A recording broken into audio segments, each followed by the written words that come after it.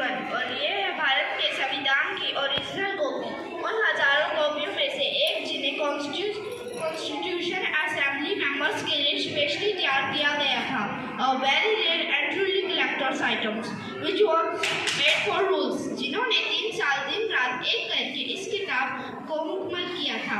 पेश करते हैं कॉन्स्टिट्यूशन ऑफ इंडिया, भारत का संविधान में कोई आम किताब नहीं बल्कि प्रतीक है हमारे मुल्क का। पर कभी सोचा है आपने कि आखिर ये मुल्क होता क्या है? हिंदुस्तान जैसे बहुत सी भाषाओं, धर्मों और तमाम जातियों व प्रजातियों वाले सब कॉन्टिनेंट को किसी तंग नजरिए से नहीं देखा जा सकता, और ऐसे मुल्क, ऐसे समाज में पुरानी रीतियों को तोड़कर सबको साथ लेकर आगे चलने के लिए पुराने कानून से भी काम नहीं चल सकता है। इसलिए हमारे पुरखों ने बनाया था हमारा संविधान, हमारा कॉन्स्टिट्यूशन, हमारा आइन। तो चलिए चलते हैं वहाँ जहाँ कहानी शुरू हुई थी हमारे संविधान की। दिसंबर 1946 में जिस इमारत की तामीर शुरू की गई थी, असल में उसकी नींव बहुत पहले रखी जा चुकी थी। 1857 की क्रांति के दौरान सिपाहियों ने भी हिंदुस्तान का एक अपना संविधान बनाने की कोशिश की थी। उनका विद्रोह तो जल्दी ही दबा दिया गया, किंतु आज़ाद देश का अपना आइन बनाने का सपना ना दबा था और ना हारा था। और जैसे जैसे महात्मा गांधी के नेतृत्व में आज़ादी की आवाज़ तेज हुई तो अपना संविधान बनाने की मांग भी और तीव्र होती गई। My mentor Gopal Krishna Gokhale presented to the British government a note on the constitution in 1914. The British said yes, we will accept it after the war. But now they want to make a constitution for us. But you know, the constitution for India should be and can be formed only by Indians. Now it's work. अब गांधी जी की सरपरस्ती में इतिहास में दोबारा हमें एक नए भारत को गढ़ने का मौका दिया। कांग्रेस नेता और आला वकील पंडित मोतीलाल नेहरू ने 1928 में एक रिपोर्ट तैयार की, जैसे नेहरू रिपोर्ट या स्वराज संविधान के नाम से भी जाना गया। और उनके बाद जब उनका बेटा जवाहर कांग्रेस का सदर बना तो उसे युवा नेता ने हिंदुस्तान के अपने संविधान के सपने को और सही तरीके से सबके सामने रखा। आजादी नहीं जाती स्वतंत्रता किसी कानून को बदल कर नहीं मिला करती। इस तरह तो नए निजाम के नाम पर अंग्रेजों की पुरानी गुलामी को और मजबूत किया जाएगा। सच्ची आजादी जब मिलेगी जब आपने चुनो इस संविधान सभा के जरिए खुद अपने देश का संविधान सोचेंगे, अपना आइन तैयार करेगा, अपना कॉन्स्टिट्यूशन बनाएंगे। मुस्लिम लीग की गैर मौजूदगी सबको खल रही थी और जब जिन्ना साहब ने कहा कि उनकी वर्किंग कमेटी 20 जनवरी को तय करेगी कि कब वो संविधान सभा में आएंगे, तो डॉक्टर अहमद जंगर ने प्रस्ताव रखा कि जब तक मुस्लिम लीग के लोग संविधान सभा में नहीं आते तब तक रिजोल्यूशन जैसे महत्वपूर्ण प्रस्ताव पर बहस और वोट को मुलतवी कर देना चाहिए। लेकिन हर किसी को ये बात घबरा नहीं थी।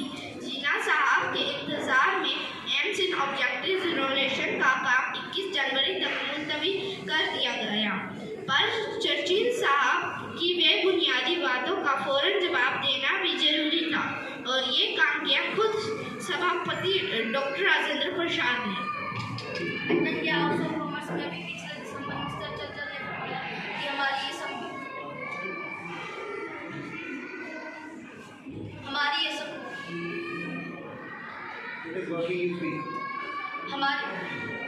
हमारी संविधान सभा केवल भारत के एक धर्म के लोगों की नुमाइंदगी करती है। उन्होंने यह भी कहा कि हमारी ये असेंबली हिंदुओं की केवल एक सभा है, और इसी वजह से मैं इसे जरूरी समझता हूँ कि हम सच को सामने रखें। और सच यह है कि प्राइमरी सेशन में 296 मेंबर्स में से 210 ने इस संविधान सभा में हिस्सा लिया।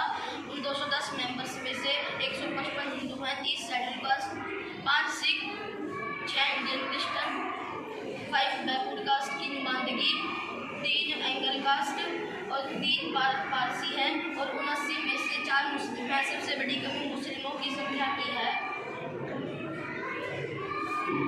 इस बात का मुझे बहुत अफसोस है, लेकिन जितनी संख्याएं मैंने गिनाई हैं उससे साफ जाहिर होता है कि इस असेंबली को हिंदुओं की एक सभा कहना सरासर खिलवाड़ है। आज़ादी के 5 दिन बाद 20 सभा फिर मिली जहाँ एक तरफ स्वतंत्रता मिलने की खुशी थी तो वही संविधान को बकायदा लिखित रूप देने की दिशा में काम शुरू किया गया। इसके बाद कमेटी लगातार 10 बार मिलती रही ताकि मौलिक अधिकारों को लेकर एक साफ तस्वीर सामने आ सके।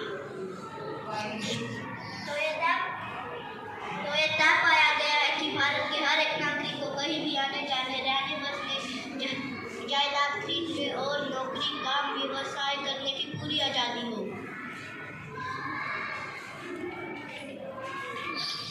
अगर समाज में कुछ भी असंगत होता है तो अक्सर इसकी पहली आ जाती है मिनॉरिटी पर। शायद इसलिए हमारा संविधान बनाने वाले मिनॉरिटी और बैकवर्ड्स अधिकारों को लेकर बहुत सजग थे। इस कमेटी का सबसे पहला और अहम काम ये होना चाहिए कि वो कोई ऐसे रास्ते सुझाए जिससे समाज में माइनॉरिटी को अलग थलग करने के जो रिवाज है उन्हें खत्म कर दिए जाए। इनमें माइनॉरिटी ग्रुप है, अंडर प्रिविलेज है, तमिल लोग हैं और औरतें भी हैं। मेरे हिसाब से औरतें इस समाज की सबसे बड़ी माइनॉरिटी इकाई है।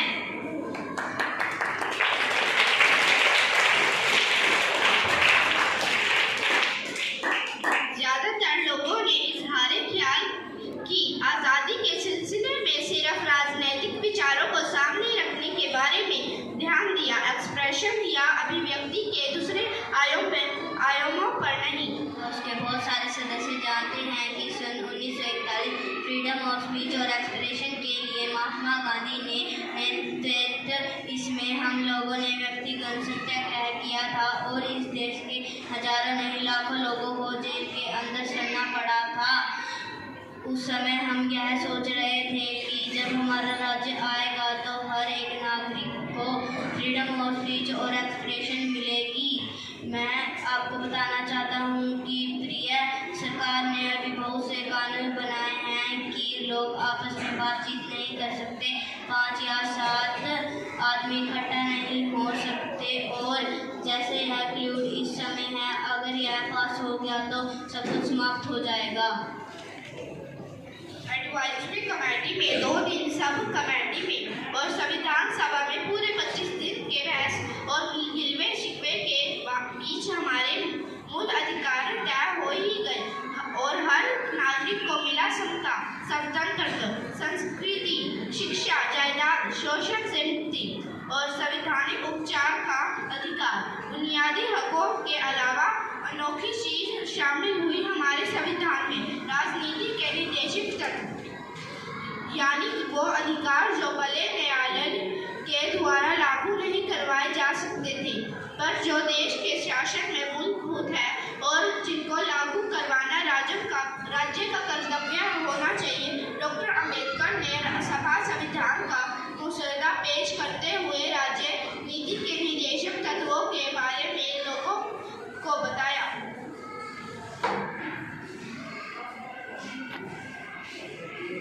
Directive principles are like instrument of instruction. The influence of such instruction in such a constitution becomes justified for a necessity. The draft constitution is not contrast to install any particular party in power as has been done in some countries. Who should be in power is left to be determined by the people, but the group that captured that power will have to respect the directive principle. They can ignore them, but their breach they cannot be answerable, but will be answerable to electorate at election time. Fantastic, very nice.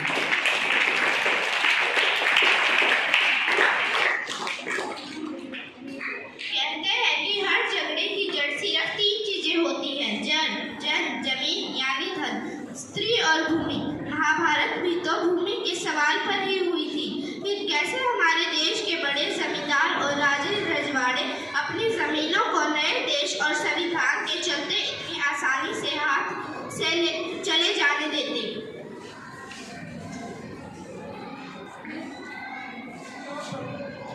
No property movable or unmovable of any person, Loud. property movable or unmovable of any person or corporation, including any interest in any commercial or industrial undertaking, shall be taken or agreed for the public use unless the law provides for the payment taken or agreed and specify the principle on which and manner in which the compensation is to be determined. Fantastic. Good. UP की विधानसभा ने जमींदारों को उनकी सालाना मालगुजारी का 8 गुना देकर उनकी जमीनों का अधिग्रहण करने का प्रस्ताव रखा गया था। इस राशि को और बढ़ाना चाह रहे थे। श्री नजीरुद्दीन अहमद पर कुछ का कहना था कि हम जरूरत से ज्यादा दे रहे हैं जमींदारों को, और बहस जारी रखी।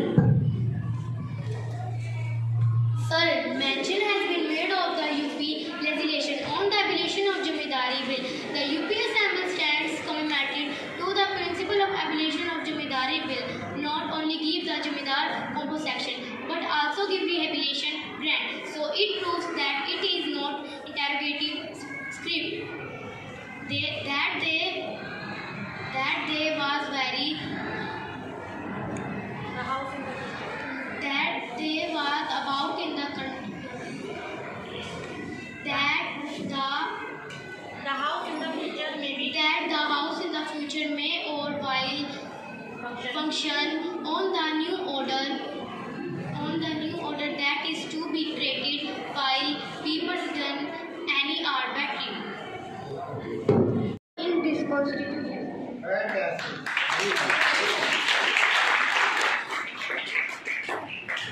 और इस तरह डॉक्टर अंबेडकर के नेतृत्व में काम कर रही ड्राफ्टिंग कमेटी का बनाया प्राइमर पास हो गया और हमारे संविधान का हिस्सा बन गया।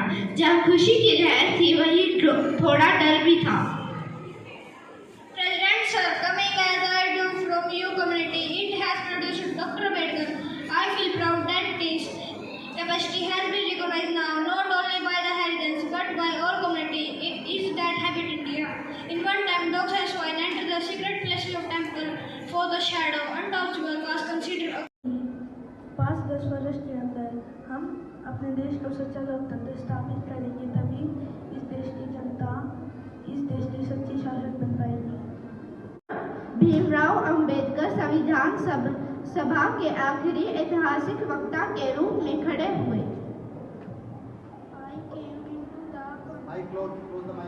I came into the Constitution Assembly with no greater aspiration than to safeguard the interest of the scheduled caste. I have not the remotest idea that I would be called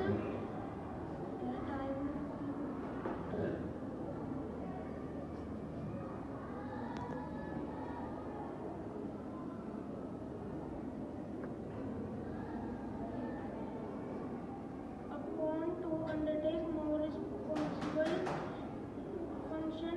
The credit that is given to me does not belong to me, it really belongs to Sit down. You're not that. Sit down. It remains now. Why do you always remember after speaking? It remains now to put the motion that moved by the Dr. Bhimrao Ambedkar to the vote of the House. The question that this constitution settled by this assembly be passed. The motion is adopted.